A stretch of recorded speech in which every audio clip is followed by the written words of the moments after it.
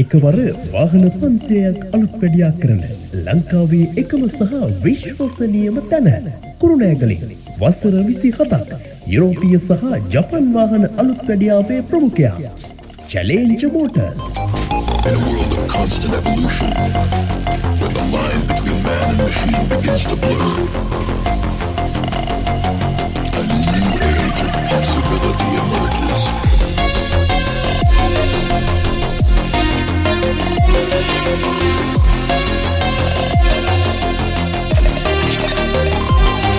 Where humanity is augmented to achieve what was once thought impossible.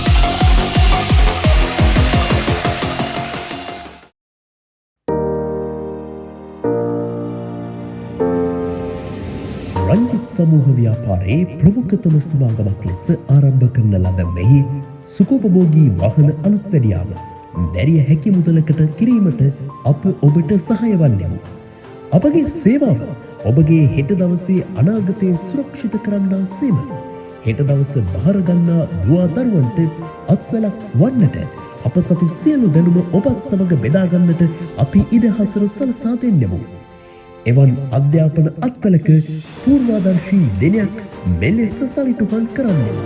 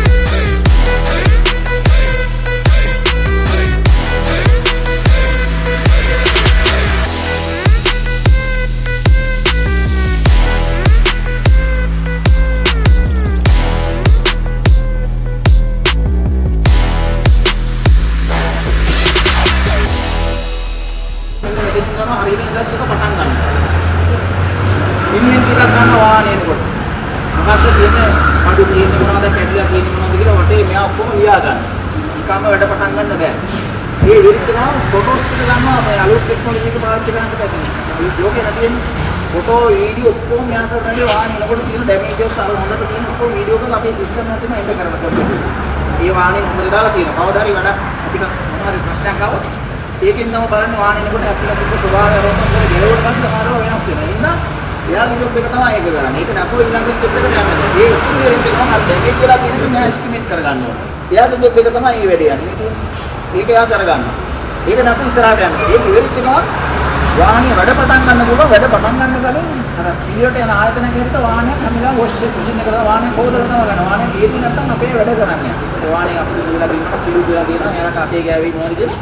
ඒක හොදලා දුන්න නැත්නම් එයාලා වැඩ කරන්නේ. ඒක අනිවාර්යෙන් කෙරෙන්න ඕනේ ඊළඟ ස්ටෙප් එක. ඒක ඉවරෙච්ච ගමන් පාර්ට්ස් රිමූවින් අර ඩැමේජස් කොටස් ටික ගලවන්න ඕනේ. අතුලේ දැන් තුවාලයක්ම සුද්ධ කරගන්න නිකන් දෙයක් ගන්න සුද්ධ කරන්න ඒවා කැඩිච්ච කැලි ඔකේ ගලවලා තියෙන නැත්නම් වැඩ පටන් ගන්න ඩැමේජස් ඔක්කොම තියෙන ඩෙමෙක් පාර්ට් ටික ගලවන එක තමයි අර කට්ටිය කරන්නේ. ඒ ගලවන එක තමයි ඊළඟට ඒක ඇතුලේ කඩාගෙන උඩින් ඩැමේජ් වුණාට ඇතුලේ ඩැමේජස් ටික පේන්නේ. ඒවා කැලි එළියෙන් ගලවපුවම ඇතුලේ කඩාන කිව්වා මේවා පේන ඩැමේජස් නෙමෙයි.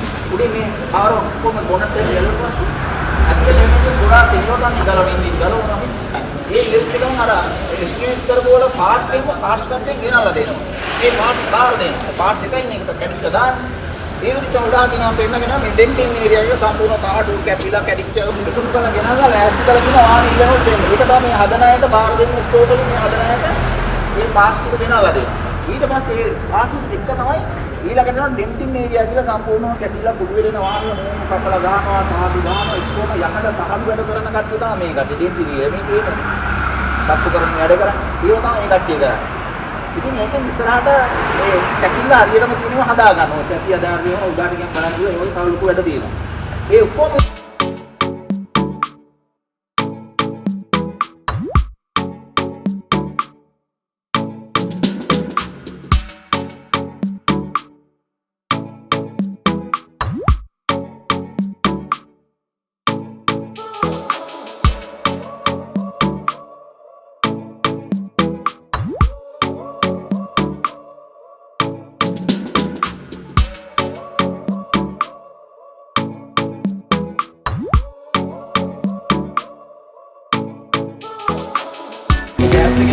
ගෑස් එක ඇවිල්ලා කම්බිය ඇවිල්ලා කම්බිය මේ බටේ හරන ඇවිල්ලා කම්බිය ඕන වෙනවා. මේ කරන්ට් එක තමයි එන්නේ. ගෑස් එකයි කරන්ට් එක විදිහට එන්නේ. ඊළඟ මේක උලන්න තියෙනවා. ආහාර ගන්න මේ කියලා ඉවරද? ගෑස් එක කට්ටියක් ගෙනල්ලා ඒ කට්ටිය හදලා දෙනවා අපිට. හදලා ඉල්ල අපිට දෙන අපේ ලයින් එකට දෙනවා. මේ වාහනේ තමයි ඒ වාහනේ. මේ ඉස්සරහට ගාලා දීලා සම්පූර්ණ එකෙන් ආයෙ දාලා තියෙනවා. හැම ලයින් එකේම බටෙන් ලයින් දාලා තියෙන්නේ. බටේ ගහලා මෙතන පොලේ අලවන්න තියෙන්නේ. පොලේ අලවන්න තියෙන්නේ. පොලේ අලවලා ස්ලෑම් කරනවා. මේක දිහා මේක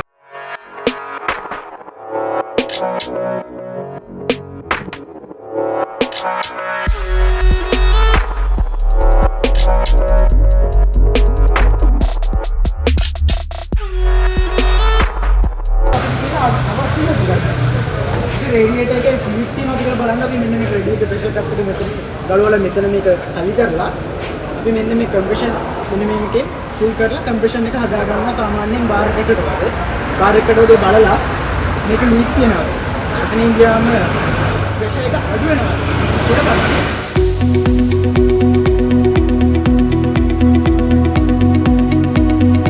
ඒවන්ට තද කරලා පාවිච්චි කරන මේ යතුරු කියන්නේ කම්බිනේෂන් ස්පැනර් කියලා යතුරු කියලා කියන්නේ මේක මිලිමීටර් 8 ඉඳන් මිලිමීටර් 28 යතුරු සෙට් එක තියෙනවා. අපි මෙතන ගලවන්නේ අතරම ක්වොලිටි වාහන. ඒ කියන්නේ මේ ටිකක් මිලෙන් අධික වාහන. ඉතින් මේ වගේ වාහනයක් ගලවද්දී සේවාදායකයාට උතුම්ම දෙයක් දෙන්න නම් අපි ක්වොලිටි ටූල්ස් පාවිච්චි කරන්න ඕනේ. වාහනයක් ගලවද්දී මෙකැනික් දක්ෂ වෙනවා වගේ දෙන්නත් ඕනේ. මේකේ එක බලන්න කවුරුත් හරිද? එතකොට මේකට කියන ඒ විදිහටම පාවිච්චි කරන මේ වුණාම මම දැකලා තියෙන කවුරුත් කලින් LNG ගන්න LNG මේ තියෙන්නේ ඒ වගේ LNG. එතකොට මේ තියෙන්නේ ඒ විදිහම LNG જાතියක්. හැබැයි ඔළුව වෙනස්. ඔළුව තරුවක් තියෙනවා. ස්ටයිල් LNG කියලා කියන්නේ. හරිද? මේ මොනවද? ස්කුරුප්පු නියරයි ෆ්ලැට් නියරයි. හරිද? මේවත් අපිට විදිහට ස්ථාන වල පාවිච්චි කරන්න වෙනවා. බෙයරින් ගලවද්දි එතකොට සමහර ස්මිල් ගලවද්දි මේක පාවිච්චි කරනවා. අනේ ගලවන්නත් ඕන කරනවා. එතකොට මේ තියෙන්නේ මේ විදිහට පාවිච්චි කරන ගන් එකක්. අපි අනේත් මේක අතින් තද කරනවා වගේ මේකකින් අපිට පුළුවන් මේකට ගුලම් බලයක් දීලා මේ ගන් එකෙන් තද කරන්න. එතකොට අපිට කරන්න තියෙන කාර්යය අඩුයි. හරිද? මේකට කියන්නේ නියුමැටික් ගන් එක. එතකොට මේ මොනවද? අපේ ගන්න කුලියන. හරිද? මේවත් පාවිච්චි කරන විදිහ ස්ථාන වලට. කරන කාර්යය අනුව වෙනස් වෙනවා. මොකද බලන්න මේ නියන්දේ වෙනස මොකක්ද කරන්නේ? මේක ඔබත් ඇතුළට යනවා. මේක ඔබත් එළියට යනවා. මේ එළියන එක අවස්ථාවල වෙනස් කරනවා. අපි නේද? සර්කිට් බලවන්න ඕන, හොස්ටල් බලවන්න ඕනේ. මේ අවස්ථාවලදී පාවිච්චි කරනවා. මේ තියෙන්නේ මේ විදිහට පාවිච්චි කරන තවත් උපකරණ වගේ. මේවට අපි කියන්නේ බේබි ෂොකට්ස් කියලා. හරිද? මේ බේබි ෂොකට්ස් පාවිච්චි කරන්නේ ලොකු ආයාසයක් නැතුව ඇණයක් ගලවන්න ඕනේ කියලා හිතන්නකෝ. සාමාන්‍ය ඒවද ඩෑෂ්බෝඩ් එකේ වගේ ඇණයක් ගලවනකොට මෙන්න මේවා පාවිච්චි කරනවා. මේවට කියන්නේ බේබි ටූල් සෙට් එක. හරිද? මේ මොකක්ද? හරි අමුතු උපකරණ. ડોක්ටර්ලා පාවිච්චි කරන්නේ නලා අය මොකද්ද? දොස්තර කෙනෙක් නලාවක් පාවිච්චි කරනවා වගේම මෙකැනික් කෙනෙක්ටත් වාහනයක ලෙඩක් අඳුර ගන්න ඕනේ. වාහනේ ලෙඩ එක තැන් වලින් ශබ්ද වලින් තමයි අපි අඳුරගන්නේ. උදාහරණයක් විදිහට කිව්වොත් වීල් බෙයරින් එක ශබ්දයක් ඇහෙනවා. හැබැයි වාහනේ ස්ටාර්ට් එකේ. අපි කොහොමද මේ ශබ්දය එතනින් එන්නේ කියලා හොයාගන්නේ. ඒකට තමයි මේක පාවිච්චි කරන්නේ. මෙහෙම තියලා අපි අදාළ ශබ්දයන තැන බලනවා. හරිද? දොස්තරලා පාවිච්චි කරන්නේ මෙඩිකල් ස්ටෙතොස්කෝප් එකක්. මෙකැනිකල්ලා පාවිච්චි කරන ඔටෝමෝටිව් ස්ටෙතොස්කෝප් එකක්. අපිට මේක දාලා මෙන්න උඩට දාලා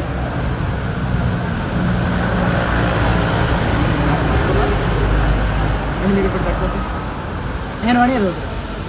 හරියටම සද්දෙන් දැන එහෙනවනේ හොඳට සද්දෙත් එක්කම. ඉතින් අපිට පුළුවන් මේ සද්ද බලලා මොකද්ද තියෙන ලෙඩේ කියලා මේ කරගන්න. මේ වෙණිය කැලිපරේ අපි මයින්නේ පාඨාන්තයක් කියවල. හැබැයි මේ වෙණිය කැලිපරේ ටිකක් වෙනස්. මේ වෙණිය කැලිපරේ පාඨාන්තයක් අපිට කියවන්න ඕනේ. එයාගේ දීලා තියෙන කිරින් අපිට පාඨාන්තය දෙනවා. එතකොට මේක ඇනලොග් එකක්. මේක ඩිජිටල් එකක්. හරිද? මේ වෙණිය කැලිපරේ ඩිජිටල් එකක්. එතකොට මේ තියෙන වෙණිය කැලිපරේ වගේ අපිට නිතර ඕන කරන උපකරණය මේ උපකරණයට අපි කියන්නේ මයික්‍රෝමීටර් කියලා. හරිද?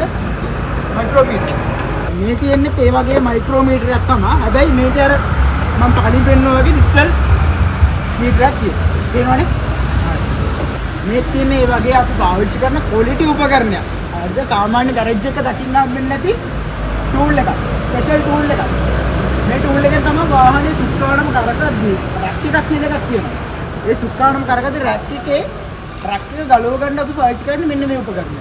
ක්වොලිටි වර්ක්ෂොප් එකක වාහනයට හානියක් නොකර පාවිච්චි කරන්න ඕන උපකරණයක් මේක. ඉතාලම මිලෙන් අයිතික උපකරණයක්. එතකොට මේ දෙන්නේ මේ විදිහට අපිට පාවිච්චි කරන්න ඕනේ රෝග නිర్ణයේදී අවශ්‍ය කරන එකක්. මේකෙන් තමයි අපි සිලින්ඩර් එකේ තියෙන කම්ප්‍රෙෂන් එක චෙක් කරන්නේ. සිලින්ඩර් එක කම්ප්‍රෙෂන් එක. අයි කම්ප්‍රෙෂන් එක කියන කෝණේ එන්ජින් එකට මොකද හේතුව? දන්නවද කවුරුද? වාහනයක එන්ජින් එකකට තියෙන්න ඕන අවශ්‍යතා තුනක් තියෙනවා වාහනේ දාවණය වෙන්න. මොනවද? කම්ප්‍රෙෂන් එක තියෙන්න ඕන. දහනයට අවශ්‍ය කරන ඔක්සිජන් තියෙන්න ඕන. ඒක අමතරව ඔක්සිජන් දහනය වෙන ගිනි පොළොංගුවකුයි දහනය වෙන දහන එකක් තියෙන්න ඕන. ඉතින් මේ අවස්ථා තුන ඕන නම් මේ තියෙන කම්ප්‍රෙෂන් එක. කම්ප්‍රෙෂන් එක මයින ගේජ් එක තමයි මේ. හරිද? මේ තියෙන ඒ වගේ අපේ රේඩියේටරේ ප්‍රෙෂර් එක මයින උපකරණ. මේකෙන් තමයි අපි රේඩියේටර් එකේ ප්‍රෙෂර් එක කොච්චරක් තියෙනවද කියලා මයින්. රේඩියේටරේ දන්නවද දැන් මොකද? රේඩියේටරේ කොහෙද තියෙනවා? ඉස්සරහා තියෙන. රේඩියේටරෙන් කරන්නේ වාහනේ කූල් කරන. හරිද? මේ තියෙන ඒ වගේ තව උපකරණයක් මේකට අපි කියන්නේ ග්‍රීස් ගන්න කියලා. ග්‍රීස් විදිහින් අපි පාවිච්චි කරන්නේ මේ උපකරණ. හරිද?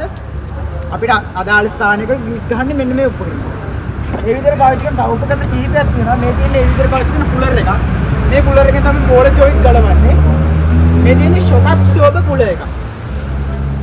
ෂොක් ඇබ්සෝබර් කියන එක දන්නවද වාහනේ? දැකලා තියෙනවද? බයිසිකල් එක දැකලා ඉස්සර ෂොක් දෙකක් තියෙනවා. ඒ ෂොක් දෙක ගලවන කුලර් එක තමයි මේක. ඊට අමතරව තව උපකරණයක් තියෙනවා ටෝක් රින්ච් එක කියලා. මේ උපකරණ දැක්කමත් බෑ හිතනවාදී. හැබැයි මේ උපකරණ නැත්තම් වාහනයක එන්ජින් එකේ අපිට හයි කරද්දී ලොකු ප්‍රශ්නයක් වෙනවා. එන්ජින් එකේ යන අපි එක එක ව්‍යාපාර තුලින් අද කරනවා. හිතන්නකෝ මම ඇණයක් අද කරනවා. හරිද? මම ඇණයක් අද කරාට මම එතන මිශ්‍රාදීන් තව ඇණයකුත් අද කරනවා. ඇණ 8ක් තියෙනවා කියන්නකෝ. ඇණ 8 එක එක ව්‍යාපාර එක එක විදිහට අද කරොත් මේ එන්ජින් එක ගැස්සෙද්දී එක ඇණයක් හරි බුරුල් වුණොත් මොකද්ද වෙන්නේ? එන්ජින් එකේ ප්‍රශ්නයක් වෙන්න පුළුවන් නේද? ඉතින් අපි තද කරන්නේ ඇන 8ම එකම ප්‍රමාණයෙන් තද වෙනවද කියලා බලන්න මෙන්න මේ ටෝක් රින්ච් එකේ. හරිද? මේ ටෝක් රින්ච් එකෙන් තමයි ඒක බලන්නේ. හරිද? අනිවාර්යෙන් ඕන කරන උපකරණයක්. හරිද? එහෙනම් හරි. මේ තියෙන හදිසියේ හරි වාහනයක ට්‍රෙඩ්. එහෙම නැත්නම් අපි වෙන හිතන්නකෝ. එනේ තද වෙන්නේ ට්‍රෙඩ් වලටනේ, පොට වලටනේ. මේ පොටක් මොන හරි ඩැමේජ් වෙලා තිබ්බොත් මේ පොට කපා ගන්න භාවිත කරන උපකරණ සෙට් එකක්. ටප්පඩි කියලා කියන්නේ. හරි. දැන් මෙච්චර තමයි තියෙන්නේ. ඔයාලට මොනවද දැනගන්න කියලාද මෙතන කරපු දේවල්. ප්‍රශ්නයක් කියනවාද අඩායි? අහගන්න දෙයක්, දැනගන්න දෙයක් තව තිබ්බොත් හොඳයි කියලා.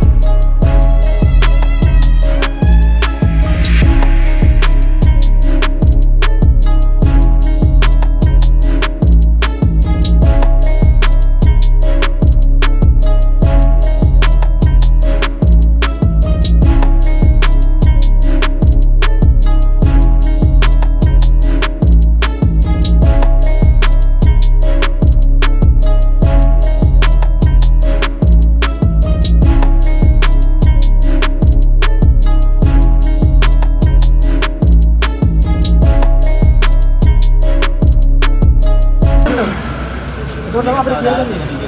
ඔයින් දාලා ඕනි සිස්ටම් එකක් තියෙනවා. රස් වෙනාට වතුර දාලා ඒක තියෙනවා. ස්නේහ කියන්නේ දන්නවනේ. ඔයින් දාලා තියෙනවා. අනේ ගියර් මාරු ගන්න සම්බන්ධතාවය නැති කරන්නේ මේක. පත් එක්ක මේකෙන් මම පත් එක්ක දෙනවා කියලා දානවා. ඒක ප්ලේට් එක. යා රාදෝ මෙතන ගියර් ඔක්කොම තියෙනවා.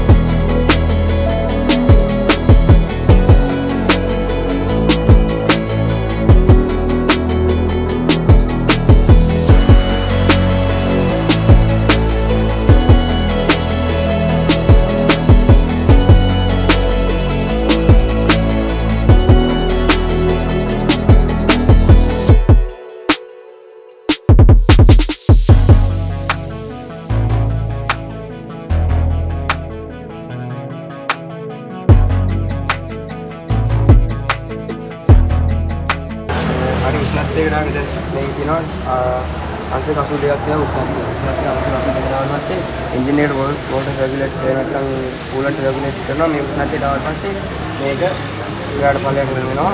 යාන්න මේ තියෙන ඇරෙනවා දැනෙනවා. අර උෂ්ණත්වයට රෝට ආවම තමයි මේක රෙගුලේෂන් කරන්නේ. නැත්නම් එතකන් මේකෙන් අල්ලන් ඉන්නවා එන්ජින් එකට පස්සේ යනවා.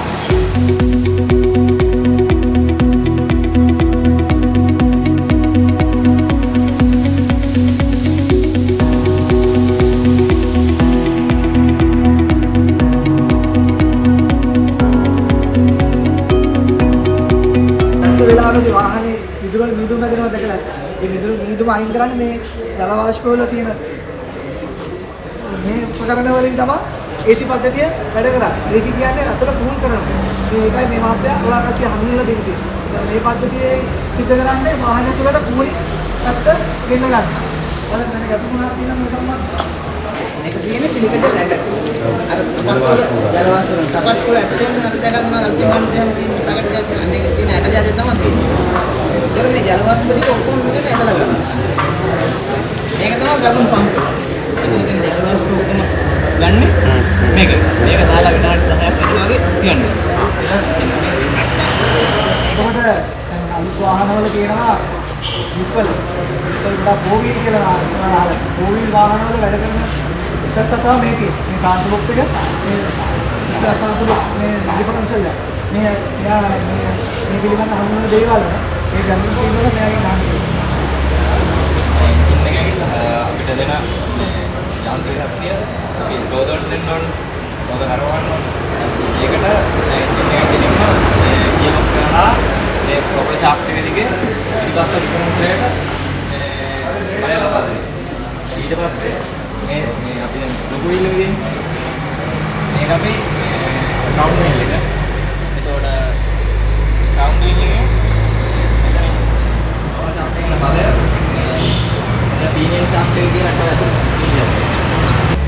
පස්සේ දෙපැත්ත ඩිෆරන්ට්ලි රෝඩ් එක දාලා දෙනවා. එහෙම කරන්නේ දැන් අපිට රෝඩ් එක කරවන්න ඕනේ RPM 2. ඉන්නවා මේ ඒකේ ඩිෆරන්ට් මෙන්ට් එකක් හදලා දෙන්නේ. ඒකට මේ තියෙන ට්‍රාන්ස්ෆර් බොක්ස් එක මේකෙන් අපිට මේ ෆෝර් වීල් වාහනයක පිටිපස්සටයි ඉස්සරහයි දෙකම කරව ගන්න පුළුවන්. දැන් පිටිපස්ස විතරක් කරගෙනත් පුළුවන්. ඒකට අපිට මෙතන එන්ගේජ් කරලා ඉස්සරහයි පිටිපස්ස දෙකම කරගෙන මේ රෝද හතරම කරගෙන අදාගන්න තමයි මේ ට්‍රාන්ස්ෆර් බොක්ස් එක තියෙන්නේ. ඒක ජී බොක්ස් එක පිටිපස්සට කරන හයි වෙනවා. මේ ඉස්සරහා ඒ කියන්නේ ෆ්‍රන්ට් වීල් ඩ්‍රයිව් වාහන වල කොමන ෂාෆ්ට් එකක් කරනකොට දෙන්නේ CB ඇක්සල් එක.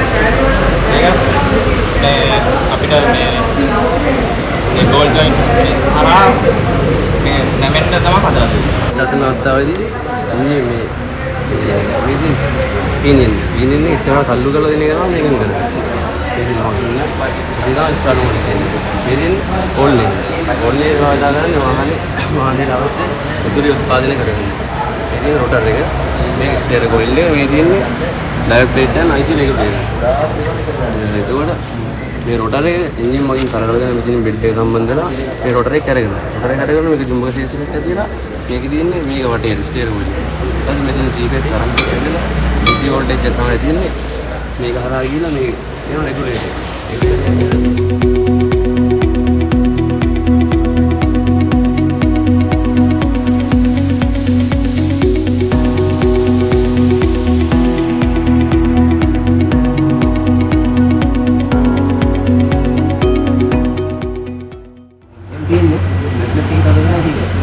විතරක් ගලිලා තියෙන්නේ.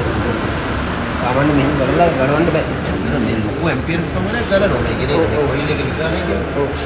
ඒක බැටරි කන්ට්‍රෝල් එකෙන් බැටරියේ ටෙම්පරේචර් එකේ මේ වෝල්ටේජ් එක ඊට පස්සේ ඒක බලාගෙන ටෙම්පරේචර් එක වලින් මේ ෆෑන් එක කන්ට්‍රෝල් කරනවා. ඊට පස්සේ මෝටර් කන්ට්‍රෝල් පොලින් එක මේක චාර්ජින් කරගන්නවාද නැත්නම් මෝටරේ කරගෙනවද කියලා තියෙනවා. ඒ කියන්නේ මේ මෝටර් කන්ට්‍රෝල් එකෙන් මෝටරේ කරකවන එකයි මෙතනින් මේක කරකලා ජෙනරේටර් එකට බැටරි චාර්ජ් කරන එක දෙකම කරගෙන එතකොට මේ ඔක්කොම කන්ට්‍රෝල් කරන්නේ මෙතන.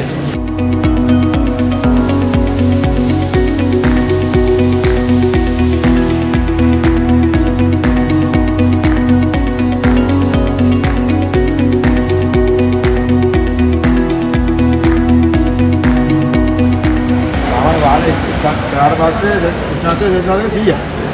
ඒ 100යි 100න් එහාට තමයි ඔපරේ. හරිද? ඒ 100 වගේ තමයි මේ 100 කියන්නේ. ඒ 100 කියන්නේ ඒතර ඔයිල් එකේ ඝනත්වය. ඊට පස්සේ ඔයිල් එකේ මේ අර 100 ගතිය මිදලා ඝනත්වය වෙන්නේ. හරි. එන්නේ රත් යනත් තියෙන ඔයිල් ඝනත්වය වැඩි වෙන්නේ. ඒක දැන් මේ තියෙන ඩීසල් එක. ඩීසල් එකේ එහෙම තමයි.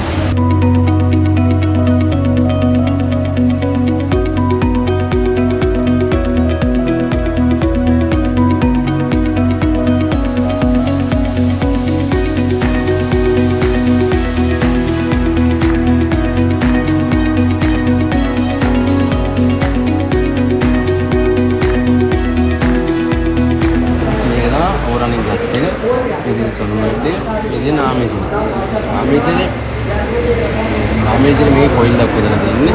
මේ කොයිල් එක මේ මැග්නට් මේ කඩලා මැග්නට් විතර මේක අස්සෙන් දෙනවා. ඊට පස්සේ මේ මැග්නට් චුම්බක ශේෂ්ත්‍රය කැපි යනවා. මේක මෙහෙම කරගෙන. මේ තියෙන්නේ ඒ කැලිපර් එක. කැලිපර් එකටත් වෙන්නේ අර පම්ප් වලින් මේ ඔයිල් ප්‍රෙෂර් එක දුන්නාන් පස්සේ මේක ඇතුළේ තියෙන පිස්ටන් ඈත් වෙනවා. ඈත් වෙලා මේකේ තියෙන මේ මෙන්න මේ ෆෑට් ඩිස් එකේ හිර වෙනවා. හිර වෙනකොට තමයි රෝද හේත් නවතින්නේ.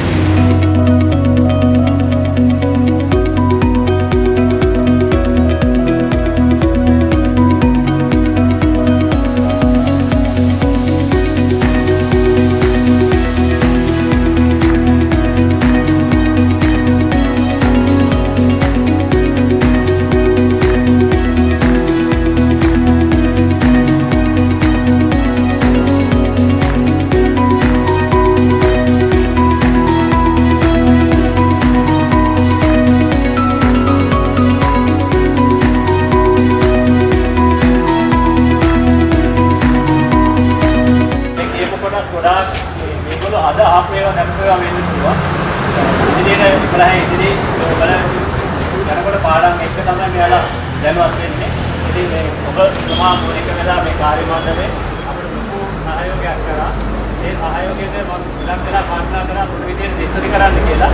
අතන මේ ඉස්තුති කිරීම කරන්න බැරි තරම් ප්‍රමාණයේ වැඩ කොටසක් සහ සහයෝගයක් අපිට ලැබුණා.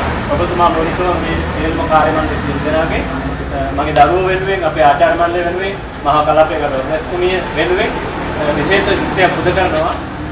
ආගන්තුක සත්කාරය කියන එක 100,000ක් ඔබතුමා ගාව තිබුණා.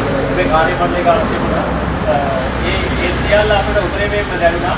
අපේ පිළිගැනීමේ ඉඳලා සියලුම දේවල් සකස් කිරීම බලාපොරොත්තු නොවිච්ච ආකාරයට සිද්ධ වුණා මේ දරුවන්ට. ඒක අපි දකින්නේ ඔබතුමා අපට කරපු ගෞරවයක් ඇටියෙද. ඒ වගේම ඔබතුමා සහ ආයතනයේ සභාපතිතුමා සහ කාර්ය මණ්ඩලයට අපි විශේෂ ස්තුතියක් මේ අවස්ථාවේදී පුද කරනවා වගේම අපේ ගෞරවය හිමි වෙනවා. ඒ වගේම විශේෂ කාරණයක් කියන්න ඕනේ මේ ආයතනයේ පැවැත්ම ක්‍රියාවලිය කාර්ය පරිපාටිය මේ අද ඉඳලා මේ 100 දෙනෙක් 120ක් විතර ආත්මයේ පිළිසගේ කටින් කට මේක ප්‍රචාරය වෙනවා ප්‍රචලිත වෙනවා. ඒක ආයතනයේ ඒක ලොකු ශක්තියක් වෙනවා. ඔබතුමාට ප්‍රදානය කරනවා වගේ තුනියදී ගෞරවයෙන් බාර ගන්න කියලා ඉල්ලනවා.